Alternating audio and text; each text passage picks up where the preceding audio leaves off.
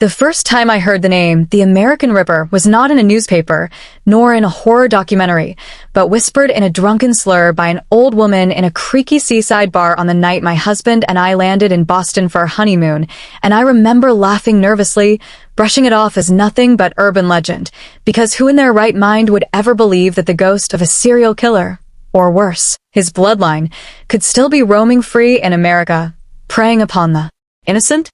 But soon after, when the first unsettling cracks in our dream trip began to appear, my laughter turned into silent prayers whispered in the darkness, prayers that no god seemed willing to hear, because our honeymoon turned into a nightmare so bloody and unimaginable that even now, years later, when I close my eyes, I can still hear the echo of footsteps in the corridor, smell the rusted scent of iron, and feel my husband's trembling hand squeezing mine as we realized too late that we had checked into the wrong hotel, in the wrong town, under the wrong name, at the wrong time.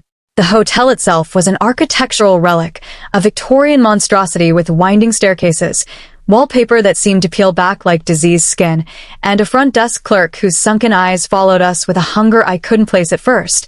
But my husband Michael insisted that it was all just vintage New England charm. I wanted to believe him. I wanted to believe that the flickering chandelier was only due to faulty wiring, that the moans echoing from the walls were only the pipes, that the scratches carved into the inside of the wardrobe helped me. He's here. We're just the vandalism of bored teenagers.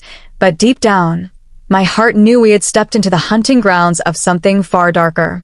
The first night, I woke up to the sound of heavy boots pacing outside our room, and when I pulled back the curtain, I swore I saw a man in a black wide-brimmed hat standing beneath the streetlight, his face shadowed, his posture stiff, watching, waiting.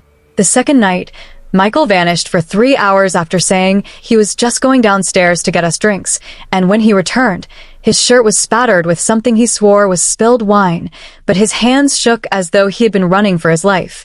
He never told me what he had seen, but the terror in his eyes was enough to silence me. On the third day, a tour guide told us about a man named Henry Howard Holmes, better known as H. Holmes, America's first serial killer, who built a murder castle in Chicago in the 1890s, a hotel filled with trapdoors, soundproof rooms, and gas chambers, and I nearly fainted when I realized that our hotel was modeled after his very design, as if someone had resurrected his evil blueprint brick by brick.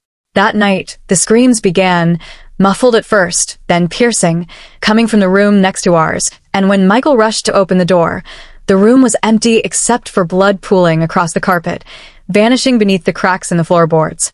I begged him to leave, to check out, but every time we tried, the front doors were chained shut, and the staff simply smiled at us, repeating over and over, "But you've only just arrived. Your honeymoon has only just begun." On the fifth night, I found Michael in the bathroom staring into the mirror, carving something into his arm with a piece of broken glass, whispering, "He made me do it. He made me do it." And when I pulled him away, I saw the words "Ripper's Bride" carved into his flesh.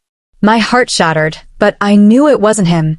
It was the hotel, the blood-soaked walls, the legacy of Holmes himself, or the twisted descendant who had claimed his crown as the American Ripper. The climax came when we tried to escape through the basement, and instead we stumbled into a labyrinth of hallways, doors leading into dead ends, ceilings that seemed to close in, and furnaces roaring with a heat so unbearable that my skin blistered, as though the walls themselves were alive. Michael screamed my name, but in the chaos, we were separated, and the last image I have of him is his silhouette being dragged into the darkness by unseen hands while he shouted for me to run. I don't remember how I got out. I remember fire alarms, the sound of an axe splintering wood, a crash of glass as I hurled myself through a window onto the rain-slicked street below, and then nothing but sirens and the cold hands of police officers lifting me from the pavement.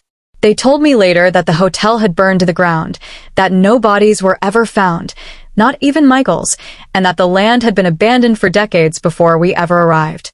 And yet, deep down, I know the truth. The American Ripper is still out there, whether a ghost or a man carrying Holmes's cursed blood, and sometimes at night, when the world is too quiet, I wake to the sound of heavy boots pacing outside my door, waiting for me to finish the honeymoon I never got to escape.